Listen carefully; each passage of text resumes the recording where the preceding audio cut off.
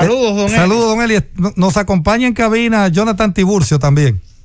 Jonathan, un placer, encantado de saludarte. Gracias, no? igual. Don Eli, sí. Antes de iniciar, me encontré con un video suyo en YouTube dando los boletines del quinto boletín de las elecciones de 1986. ¿Cómo? Y me gustaría iniciar por ahí. Yo sé que vamos a ir de forma un poquito cronológica, pero usted, ¿qué tiempo hizo ese tipo de trabajo de ser la cara para la nación que daba los resultados vía televisión?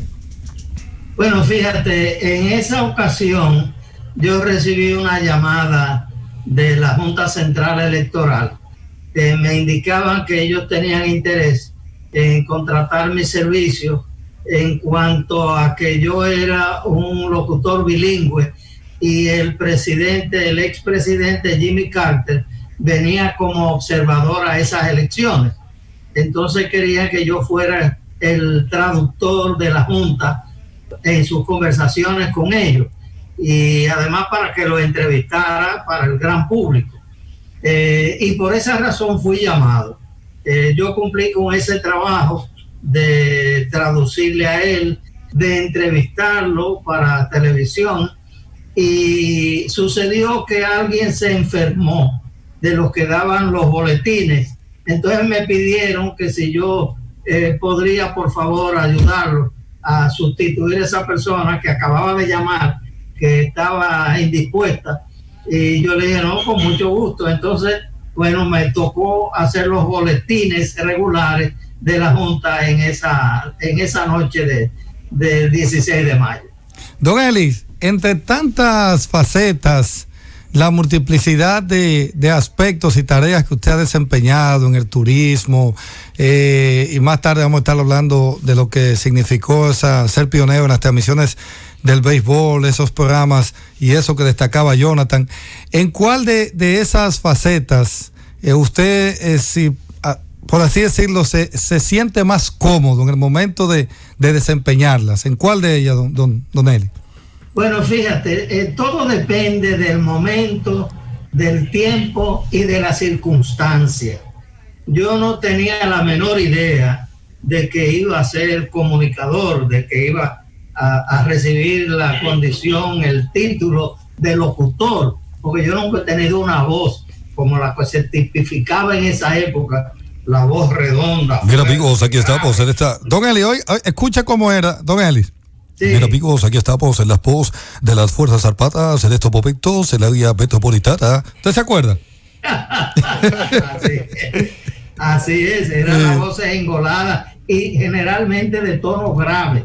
Y con esta vocecita, cuando a mí me hicieron la prueba para hacer el primer programa Your Hit Parade en la HIZ en el 53, wow. Don Frank Hatton, que era el dueño, Homero León Díaz, que era el director, y Alfonso Martínez, que era el locutor, me dejaron solo en la cabina para que yo hiciera la presentación de un disco.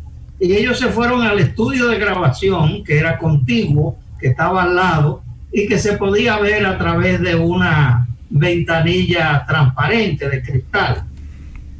Y cuando yo me quedo solo, después de recibir instrucciones de Alfonso Martínez, el locutor de turno en ese momento, viene de allá para acá. Cuando yo pongo mi disco, Alfonso me dijo, mira, tú abres el micrófono, dices la presentación, entonces cierras el micrófono y al mismo tiempo tú le das la palanquita que arranca el disco, entonces tú abres la manilla y le das volumen al sonido que comienza a salir. Bueno, todo eso parece muy simple, pero para mí era muy complicado en esa primera ocasión. Bueno, cuando viene corriendo de allá para acá, Alfonso Martínez del estudio dejó a los demás allá y vino huyendo y me dijo, mira, vete de una vez, porque el dueño, don Frank Hatton, acaba de decir, ese muchachito con esa vocecita me va a dañar la emisora, sáquenlo de ahí. ¡Qué lío! Entonces Alfonso me dijo, él acaba de decir eso, pero Frank es un poco bocón, pero él tiene un gran corazón. No te dejes ver para que no te lo diga él. vete huyendo, pero vuelve mañana, que yo te voy a seguir preparando. Y la diferencia es que yo volví mañana. Y ese mismo domingo, 3 días más tarde, yo salí al aire con Jordi Paré, que fue un palo desde el primer programa. Y ahí nació Elis Pérez. Entonces, en relación a tu pregunta, Héctor, sí, todo depende de las circunstancias. De buenas a primeras, yo me hice locutor especializado. Yo podría ser calificado como el primer disc jockey que tuvo el país, en el sentido de que mi programa estaba dirigido esencialmente a la juventud clase media de la época, que le gustaba la música americana, que estaba aprendiendo un chin de inglés, además de aquellos que ya habían ido a escuelas norteamericanas, los norteamericanos que vivían aquí, que eran miembros de la embajada y de otras instituciones internacionales. Entonces, bueno, pues yo comencé a disfrutar de ese inicio de celebridad que de buenas a primeras me di cuenta que estaba sucediendo, que estaba pasando. Oye, no me digas. Pero después vinieron las otras. Eso me llevó eventualmente a convertirme en presentador de artistas. Entonces yo me convertí en asistente del americano que vino a manejar la música y espectáculos de los hoteles. Cuando se abrió El Embajador, una compañía de Nueva York hotelera que vino, y trajeron a este señor Donald Bryan, que era un músico reconocido en Estados Unidos. Había sido director de la Orquesta Sinfónica de Allentown, Pensilvania. Había trabajado con la NBC en un programa con, ¿cómo se llama? Este músico muy reconocido. Él había sido trompeta de esa orquesta sinfónica. Y esa es la persona que vino. Como él no hablaba español, él pidió que le consiguieran un asistente que hablara inglés y que tuviera contacto con el mundo del entretenimiento. Entonces, en esa época yo, además de hacer los programas, trabajaba con Sutherland Tours, que era una agencia de viajes que estaba en el lobby del viejo Hotel Jaragua. Y cuando este señor, el americano encargado de música y espectáculo, le comenta al dueño de la agencia que necesita una persona con esas condiciones, Lon Sutherland, que era el dueño, le dijo: pero yo tengo a la persona que tú necesitas y trabaja para mí. Y él le dijo: no, pero si trabaja para ti, yo no te voy a quitar uno de tus empleados. Y le dijo: no, porque para mí no es difícil sustituirlo. Yo solo que necesito a alguien que sea bilingüe. Pero tú necesitas a alguien bilingüe y especializado en ese tema. Y él tiene las dos condiciones. Entonces el americano lo aceptó.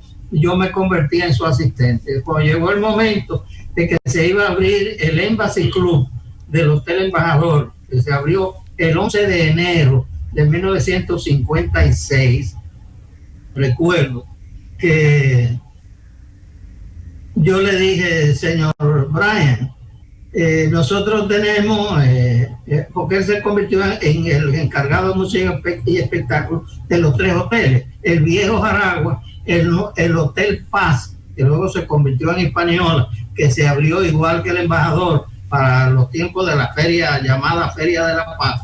Entonces yo le dije: tenemos el presentador en el Hotel Jaragua, que es Francisco Grullón Cordero, pero vamos a necesitar otra persona para el Embassy.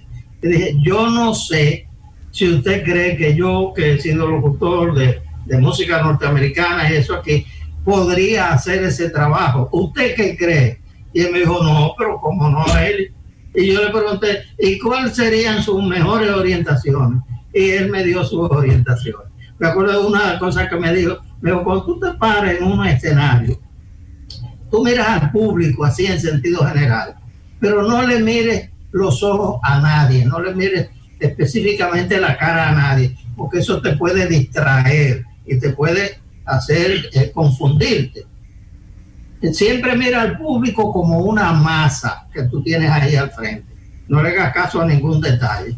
Y eso lo aprendí, bueno, antes de hacer mi primera presentación. Me acuerdo que le dije: bueno, Grullón Cordero hace muchos chistes, yo no soy particularmente chistoso, aunque tengo sentido del humor. Entonces le digo: bueno, un presentador, si puede hacer uso de su condición de humor siempre le ayuda, pero no es un requisito básico. De manera que no hay problema, hazlo. Me dio la luz verde, entonces me convertí en presentador. A partir de ahí, del 8 de enero al 56, yo fui el primer presentador que tuvo el Hotel Embajador en el Embassy Club. Bueno, entonces comencé a disfrutar de esa parte. Pero ya yo había estado trabajando el turismo, como comenté hace un momento, con Sutherland Tours, la agencia de viajes, que estaba en el lobby del viejo Hotel Jaragua. Entonces, bueno, pues ahí comencé a tener contacto con los turistas que venían mayormente de Estados Unidos. En su gran mayoría, no eran muchos, pero eran los que eran acogidos mayormente en el Hotel Jaragua, que era el único hotel que tenía la capital, la ciudad, en ese entonces, que tenía las condiciones como la tenía La Habana con su Hotel Nacional, o como la tenía Puerto Rico, San Juan, con su Hotel Caribe Hilton, por ejemplo. Nuestro Hotel Jaragua sirvió esa función. Entonces, bueno, pues comencé a disfrutar de eso. Y luego, cuando fui contratado para irme como asistente del director de crucero de un barco de turismo que venía aquí a la ciudad Trujillo de entonces, y nosotros en el hotel le dábamos servicio al director de crucero con la gente que él traía a un almuerzo típico dominicano, con música dominicana, con tragos dominicanos, con un burriquito que tenía un sombrero puesto, y los americanos se encaramaban en él para que le tomaran una foto. Bueno, un día ese señor pues me hizo la oferta de irme con él como asistente, porque según él yo tenía las condiciones para hacerlo, por mi historial, por mi experiencia acumulada, aunque era jovencito aún, pero ya tenía una experiencia. Entonces yo lo evalué, y alguien me dijo: mira, Eli, aquí está la situación política, está muy difícil. Estoy hablando de 1958 para el 59. Es muy difícil. Esa es una oportunidad que a lo mejor tú no debes despreciar. Pues yo decía, bueno, pues yo aquí ya soy una celebridad con el Hit Parade y mi condición de presentador, de los artistas que llegan y tal y tal. Pero me llevé de ese consejo de orientación y decidí irme, que fue mi mejor decisión entonces. Don Eli, fue un año, sí. Disculpe, ¿fue en el 65 que usted empezó como corresponsal de ABC?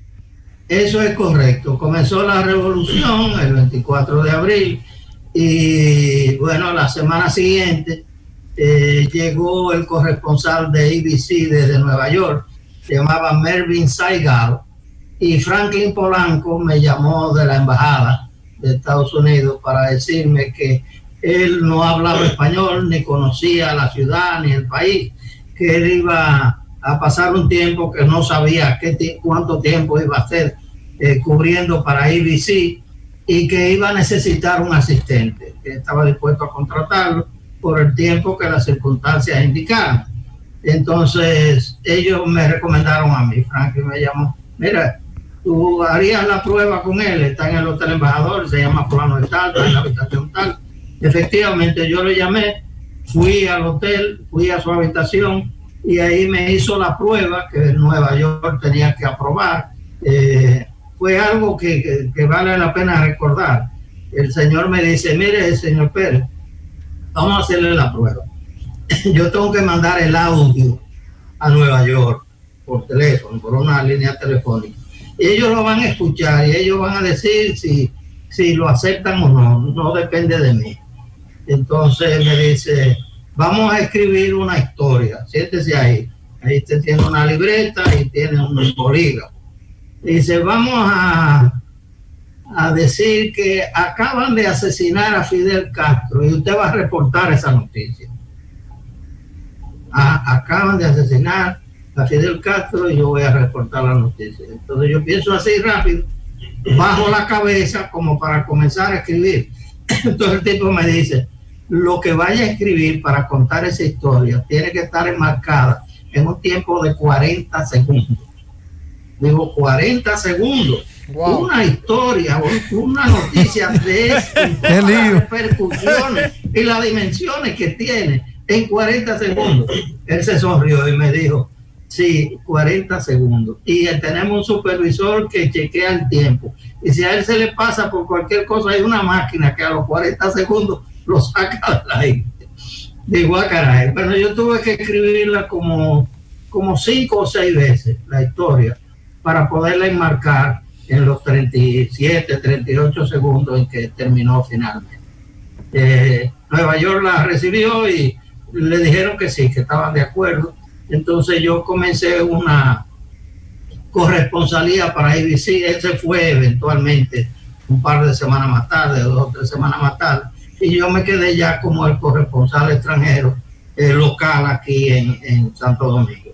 Le serví del 65 hasta el 90 porque surgió una situación de conflicto de intereses.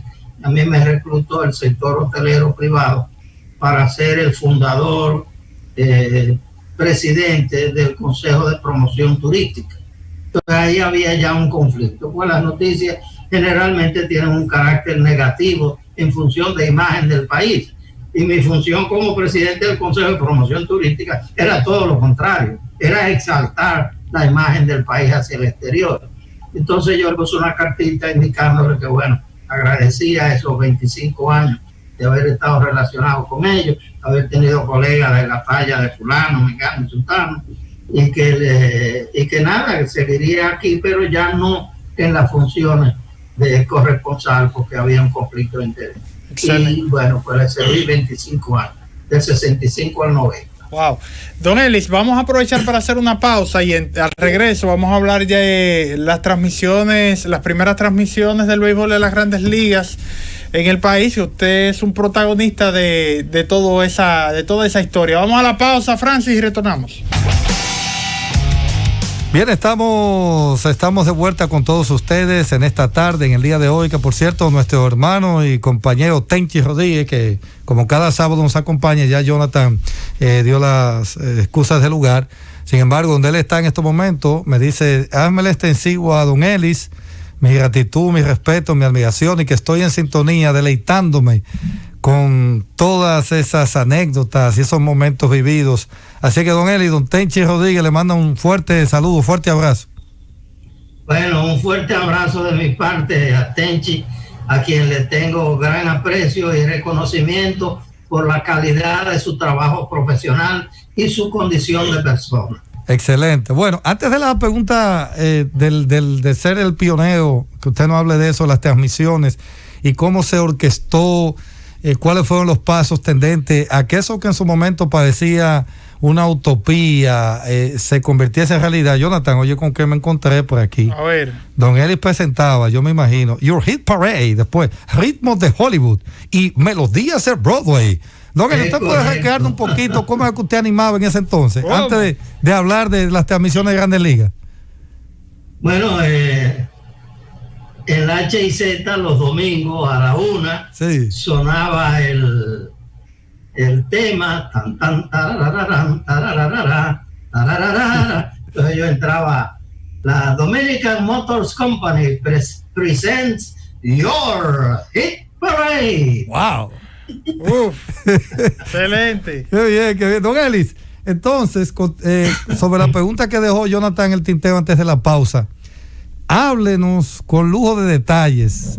Yo sé que eso tendremos que hacer una segunda parte luego, en un futuro, de cómo se ideó eso, cómo en ese momento histórico que estaba viviendo nuestro país con don Juan Marichal, que debutó el 19 de julio de 1960, cómo usted se la ingenió, a cuáles puertas tuvo que tocar, de forma tal de llevarle al pueblo dominicano las incidencias de Manico, como le decían a don Juan. Adelante, don Ed. Bueno, fíjate, yo acababa de regresar de mi trabajo como director de crucero que ejercía en un barco de turismo que salía de Miami a prácticamente todo el Caribe y parte de Sudamérica. Parte de Sudamérica, por ejemplo, era Colombia, era Panamá, las Islas San Blas y,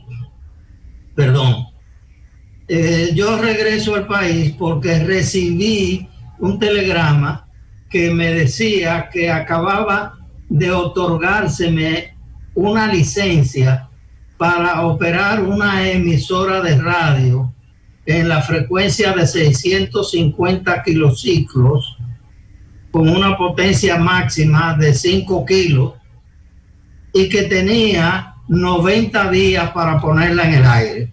Y si no, perdía el derecho otorgado. Sí. Yo tomé eso en serio, después me di cuenta que no era tan importante tomarlo en serio, pero yo me lo tomé en serio y puse mi renuncia en la compañía de barcos y regresé al país. Yo sabía que tenía que darle un tiempo para que me sustituyeran. Yo puse mi renuncia en noviembre y en principio de enero consiguieron una persona adecuada y yo regresé al país para ocuparme de armar y poner en el aire la emisora. Entonces yo pensé para mí, digo, bueno, con la experiencia que yo tengo ya en el ámbito internacional, con mis viajes por todo el Caribe, parte de Sudamérica, las veces que ya he ido a Nueva York, yo debo hacer algo diferente a lo que la radio general dominicana presenta. En lo posible debo hacer algo diferente. Y buscando qué hacía diferente, bueno, se me ocurrieron algo que era relativamente nuevo aquí, pero que yo veía que en otras partes se hacía, que eran las identificaciones musicales. Hablé con Rafael Solano, mi viejo amigo desde entonces, y yo le di los textos y Solano me hizo unas 3 o 4 identificaciones diferentes que fueron muy bien acogidas. 650 kilociclos, 5,000 vatios de simpatía, radio universal. Sí. Entonces, y unas 3 otras identificaciones a diferentes ritmos y melodías. Entonces, bueno, dentro de qué hago que sea diferente, a mí se me ocurre, le digo a Billy Berroa, oye Billy, porque Billy y yo habíamos sido ya compañeros y colegas en la HIZ, porque yo llego en el 53 a hacer el hit parade, sí. Pero en el 54, que la pelota era en verano todavía y era en el estadio de la Normal todavía, ni Billy Berroa ni Félix Acosta Núñez, que eran 2 narradores de la época y tenían programas allá en la HIZ, ninguno de los 2 hablaba inglés. Entonces Homero León, que era el director de la emisora, dijo, bueno, como ustedes no hablan inglés y nosotros vamos a transmitir los juegos, vamos a mandar con ustedes al muchachito que hace el programa de música americana para que él haga las traducciones con los peloteros americanos, con los refuerzos. Y así es que yo me integro al béisbol. Entonces, en el verano del 54, yo voy al Estadio Quisqueya con Billy particularmente y con Félix también. Y hago mi trabajo de hacer las entrevistas a los jugadores antes del juego y ocasionalmente cuando uno de ellos era el más destacado después del juego. Y así yo me integro al béisbol y comienzo a conocer los peloteros. Yo recuerdo que cuando Felipe Alou en el 58 regresa de Estados Unidos, yo me topo con él en el restaurante Cremitas en el Malecón y lo felicito. Digo, coño Felipe, veo que te quedaste con los Gigantes, qué bueno, porque ya yo había tratado con Felipe desde el 54 con el Escogido, 54, 55, etcétera. Entonces, recuerdo ese momento vívidamente como ahora.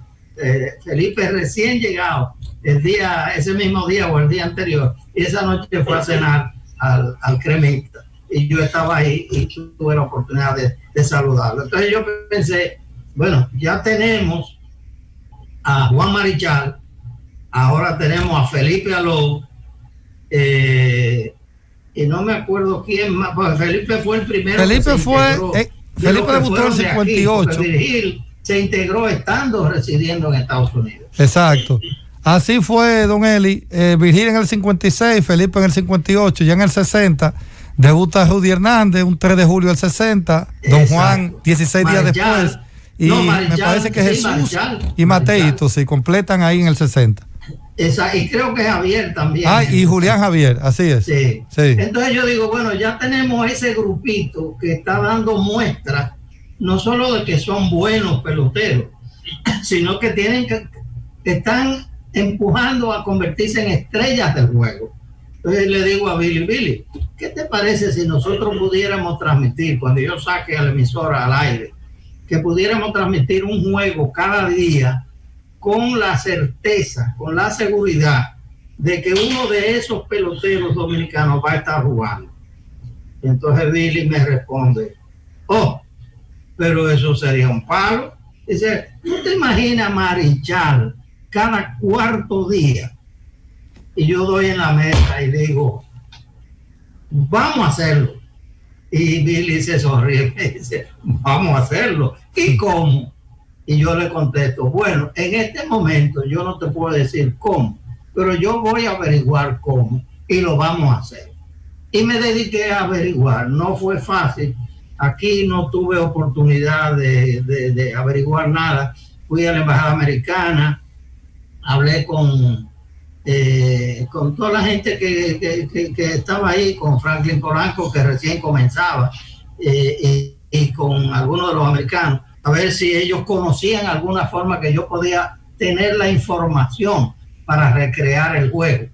Entonces, no, me dijeron que no sabía. Me fui a la RCA, que estaba en la calle El Conde, hablé con Mr. McGrath, que era el americano gerente, y él me dijo, no, yo no tengo idea, pero déjame preguntarle a Nueva York a ver qué me dice. Y a los pocos días me dijo, la gente mía de Nueva York me dice que ellos tampoco saben. Entonces me fui a la All América, que estaba en la Arzobispo Meriño, ahí no lejos de donde terminaba la Avenida Mella, y le pregunté también, tampoco. Entonces yo dije, bueno, no hay alternativa. Yo pienso que si voy a Nueva York, al tercer día yo voy a saber qué es lo que hay que hacer. Y bueno, a los 2 días me fui a Nueva York. Y efectivamente, me acuerdo que primeros sitios que visité fue a la Associated Press, la prensa asociada, que estaba en la 42 y segunda o tercera avenida, creo que tercera avenida, ahí en la misma esquina. Y hablé con ellos me dijeron, bueno, nosotros lo que hacemos es que preparamos un resumen cada 3 innings y se lo pasamos a nuestros suscriptores, pero nosotros no damos servicio individual. Nuestros suscriptores son mayormente periódicos alrededor del mundo. Entonces yo le dije, bueno, mi intención es recrear los juegos. Yo necesitaría todos los detalles, rolling aquí, fly allá, hit al center, etcétera, bola baja y afuera. Me dijeron, no, nosotros no podemos darle ese servicio. Entonces cogí para RCA en Nueva York, estaba en la 41 y 8ª Avenida, y ahí hablo con un señor que se llamaba Lou Donato, un ingeniero, y ese señor me dijo, bueno, nosotros no damos ese servicio, pero si mal no recuerdo, me dice él, la Western Union daba ese servicio, que ponía un narrador en el estadio, y ese narrador, en vez de escribir, en vez de hablar oralmente, describía el juego escribiéndolo, y eso llegaba por teletipo a las emisoras que recreaban el juego. Y yo, pero yo no sé, porque le estoy hablando de hace varios años, si Western Union todavía está activa en eso. No me parece, pero habría que averiguar. Digo, bueno, ¿y dónde está Western Union? Le dice 66 Broad Street. Entonces yo lo apunto, digo 66 Broad Street. ¿Y cómo yo llego ahí? Dice, bueno, hay 2 fórmulas que son fáciles. Una es el tren, el subway, y otra es un taxi. Yo le digo, bueno, yo no sé cómo funciona el subway, pero yo sé coger un taxi. Así que dice, bueno, usted le da la dirección y él lo lleva. Y efectivamente, 66 Broad Street, tipo, me llevó Y allá me junté con este señor que desde que le dije lo que era, me dijo, sí, nosotros hemos dado ese servicio y si usted lo solicita todavía se lo podemos dar. Y bueno, pues ya me salvé.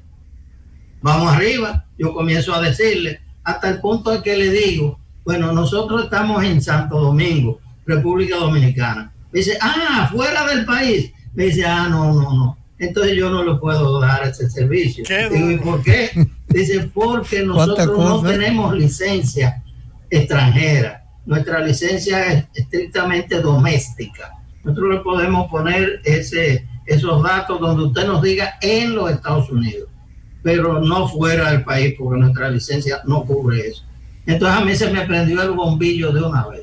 Yo le dije, ¿y si yo hablo con la RCA, que sí está allá en Dominicana, ustedes no podrían entregarle aquí en Nueva York a RCA y que ellos nos entreguen a nosotros allá? Porque ellos sí tienen licencia internacional, porque ellos están allá hace muchísimo tiempo.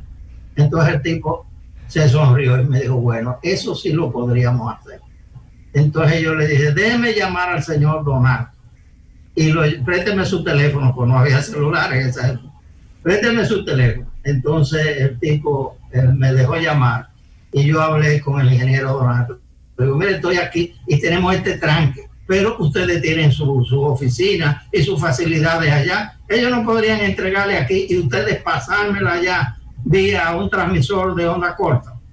Me dijo, sí, nosotros podríamos hacer eso perfectamente. Digo, bueno, ya lo tengo resuelto. Y así lo resolvimos. Entonces el tipo de Western Union me dijo, señor Pérez, todo está muy bonito hasta ahora, pero hasta que usted no me entregue los contratos de cada equipo home club firmado, autorizándolo a usted a recibir esa información, yo no le puedo vender el servicio. Wow. Entonces me dijo, como usted está aquí ya en Nueva York, yo le sugiero que usted vaya hoy mismo, de ser posible, a la oficina de Major League Baseball. Yo le voy a apuntar ahora mismo a la dirección, para que usted se ponga en contacto con los equipos y ellos le autoricen a hacer este trabajo al costo que ellos tienen. Yo le dije, bueno, pues déme la dirección, y yo cogí para Major League Baseball y a ellos me dieron el listado de todos los ejecutivos de cada equipo, incluyendo el de Relaciones Públicas, que fue ellos mismos me dieron. Escríbalo de los que manejan las relaciones públicas y a través de ellos usted puede conseguir esa información. Así lo hice. Algunos de los equipos no llegaron a cobrar nada por la autorización. La mayoría cobraban $25 para autorizar un juego.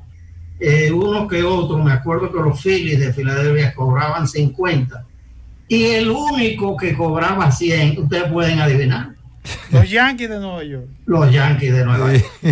Don Elis, ya tenemos poco... Eso cobraba $100 por cada. Mire, tenemos ya muy poco tiempo, pero si usted nos puede narrar cuál fue y en qué fecha el primer juego que se transmitió para República Dominicana, y aprovecho para enviarle un saludo de su sobrino Tommy Troncoso. Hey, Tommy, saludos. Sí. Lo quiero mucho a Tommy. Su papá realmente es mi hermano, Tomás Troncoso. Bueno, que es parte de esta historia, parte muy cercana, muy íntima de toda esta historia, Tomás Troncoso. La pregunta que me hiciste fue... si nos puede dar cómo se da esa la fecha. Transmisión ¿Y quiénes la conformaban? Que ahí estaba don Tomás también, ¿verdad? Tomás no abrió. Okay. Nosotros transmitimos el primer juego el 19 de abril de 1963, porque aunque la temporada comenzó a principios de abril, como el 5 o el 6 de abril, mi transmisor, como era una emisora nueva, yo fui pretencioso del principio y ordené un transmisor, el mejor que había en el mercado, un Collins de 5 kilos. ¿A cómo estaba cuando eso? ¿Usted recuerda? 10, que fue el de mayor potencia en su momento. Por encima de todos los otros. El único que tenía un transmisor así instalado, pero que era Gates, que era una calidad ligeramente inferior, era la voz dominicana. pero desde la Radio Nacional privada, nosotros cuando salíamos teníamos el transmisor más potente y el mejor. Entonces, salimos en ese día por la tarde. Mi transmisor no había llegado, se había retrasado el envío, cuestión de manejo de carga. Y finalmente yo le dije a mi ingeniero, Héctor Cambero, le dije, Héctor, yo necesito resolver porque ya mi cliente está esperando, que íbamos a comenzar hace 2 semanas y no hemos podido salir al aire. Entonces me dijo, déjame hablar con Pacheco de la voz de ¿cómo se llama? La emisora de Pacheco en esa época, no recuerdo el nombre ahora, que estaba frente al Cine Olimpia, porque Pacheco es ingeniero y él hace sus propios transmisores. Y efectivamente Pacheco estaba trabajando en un transmisor de 1/4 kilo de 250 vatios y nos lo prestó para salir. Lo utilizamos como por 10 días, porque en esos mismos días llegó el transmisor nuevo nuestro. Pero salimos al aire con esos 250 vatios prestados por Pacheco, Ramón Pacheco, que en paz descanse. Y así salimos al aire. Los que salimos al aire fuimos Billy en la narración, Freddy Mondesi en los comerciales, Max Álvarez en los comentarios y Elis Pérez como director general y productor de la transmisión. Y yo era el que hacía las traducciones a Billy en la medida en que llegaban las notas de teletipo. Yo se las hacía en el lenguaje del béisbol. Le ponía FF2, el foul fly al catcher, L8 lineal center, L9 lineal right, R4 rolling a segunda, tira primera y ensao. Yo se lo ponía así de simple porque ya yo conocía el lenguaje del béisbol por mi experiencia anterior aquí en los estadios de La Normal y el Quisqueya. Hay otras cosas que deben ser objeto de contarla, eso deberá ser en un programa posterior, me imagino. Wow, don Eli, de verdad que cuánta historia. Mire, por ejemplo, Samuel Enrique Matos, ya y con él quizás cumplimos algo representativo de todos los amigos que están deleitándose con esta entrevista. Samuel Enrique Matos dice, que son oyentes no a nosotros, dice, Héctor, pregúntale a don Elis ¿qué diferencia observa entre la narración deportiva de antes y la actual? Brevemente, don Eli, si usted puede establecer algún tipo de diferencia. Bueno, los tiempos tienen su marca. Es muy difícil tú hacer comparaciones en etapas o en épocas diferentes, porque cada quien representa su época.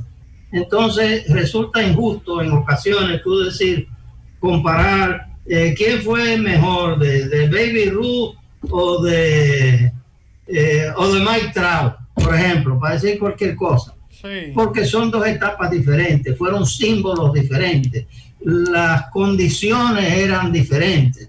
Entonces hay que apreciar cada cosa, tanto en su dimensión propia como en el ámbito, en el ambiente y en las circunstancias en que se dan.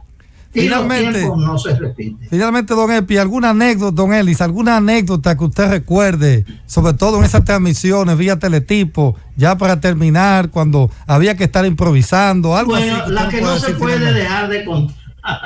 Estamos en plena guerra civil en el 65, después que estuvimos fuera del aire los primeros días porque la emisora había sido cerrada y eventualmente mi transmisor fue utilizado por la Fuerza Aérea Dominicana a mano militar y mi estudio que estaba en el viejo Hotel Jaragua fue también a mano militar y tomado por las fuerzas invasoras de la época, los norteamericanos.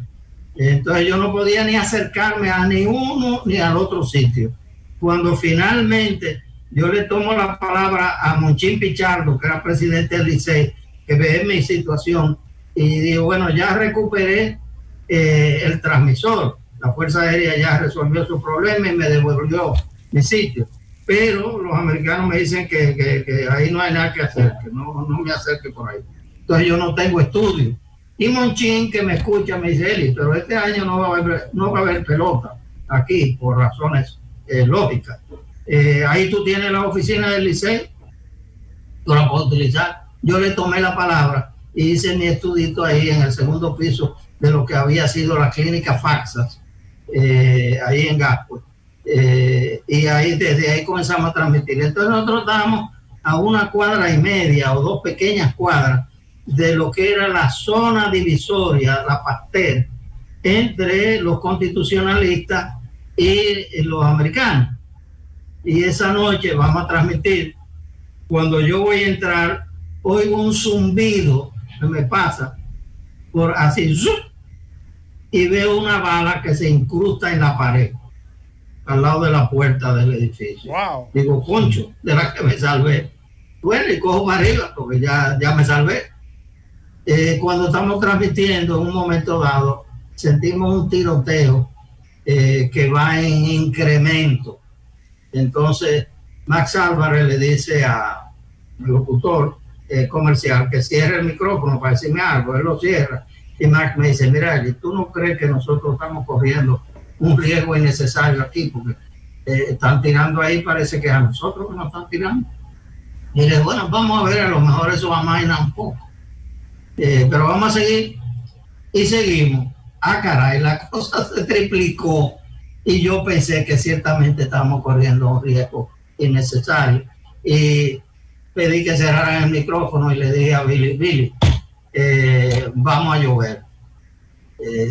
Ahí vienen unas nubes negras con una brisa fuerte que por segundo están acercándose, y vamos a tirar un aguacero sobre el estadio y vamos a posponer el juego por lluvia. Y así mismo, señores, hay unos nubarrones que se acercan, es una gran brisa que los trae rápidamente. Bueno, ha comenzado a lloviznar, la llovizna se ha convertido en un aguacero. Bueno, el aguacero se incrementa ahora en intensidad y la brisa y los ampallas están levantando. Después que pusieron la alfombra cubriendo el campo, entonces dijimos que el juego se había pospuesto por lluvia. Cuando yo salgo de la emisora, voy al Hotel Embajador, que es donde se reunía toda la prensa. Y en esos días yo creo que estaba viviendo esos días ahí. Y cuando llego me topo con Bob Canel en la puerta del hotel. Me dice, Eli, ¿y qué tú haces aquí? Yo estaba oyendo el juego hace un momento. Digo, sí, Bob, pero ha pasado esto, y le conté. Me dice, concho, yo no tenía un lead de noticias todavía aquí hoy. Ya lo tengo. Gracias, y su lead de noticias para allá. Don Eli, gracias que era para que por tanta anécdota. Fue eso, que nosotros tuvimos que inventarnos, posponer el juego por lluvia, por el tiroteo tan cercano que estaba produciéndose cerca de la emisora y de la cabina. Wow, Don Eli, gracias. Nos robamos unos minutos ahí de estos amigos del espacio que nos sucede aquí. Te damos las gracias. Gracias una vez más, y tenemos que hacer una segunda parte luego en un futuro, Don Eli. Luego lo coordinamos. Gracias, Héctor y yo. ¿Cómo no? Bueno, bye bye.